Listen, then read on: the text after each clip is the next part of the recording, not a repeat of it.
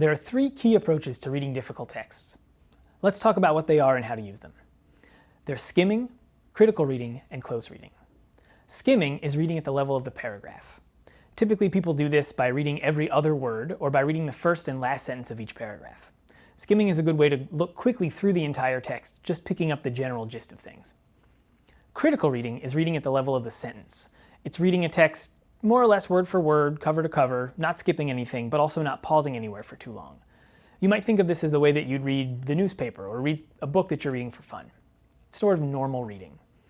Close reading is reading at the level of the word. It's typically done for short passages because it's a very detail-oriented, close way of reading that often involves rereading individual sentences or key phrases.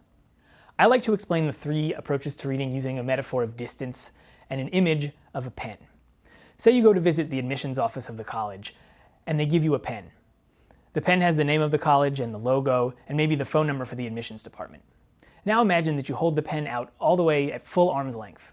You can still see the pen pretty clearly, you can see what color it is and maybe that there's some writing on it, but it's hard to get a real good look at it. That would be skimming the pen.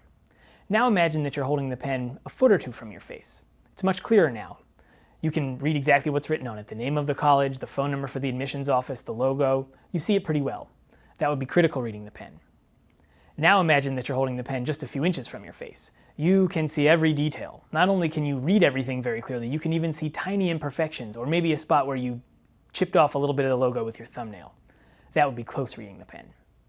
We should also talk a little bit about the strengths and weaknesses of these various approaches to reading.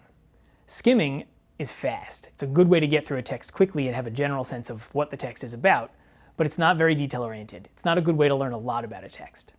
It's good for a first impression, a sort of quick breeze through the text before you move into a more detail-oriented form of reading, or maybe you only need a quick impression and then it's enough to just skim.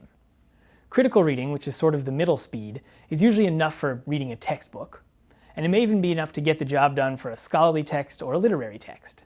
Again, it's a normal speed of reading. You read all the way through something and you generally know what's happening there. Close reading is slow. It's great for picking up details, but it takes a long time. And that means that you don't want, for instance, to close read an entire 300-page novel. With close reading, you want to pick your spots and focus in on the finer points, usually of a scholarly or literary text.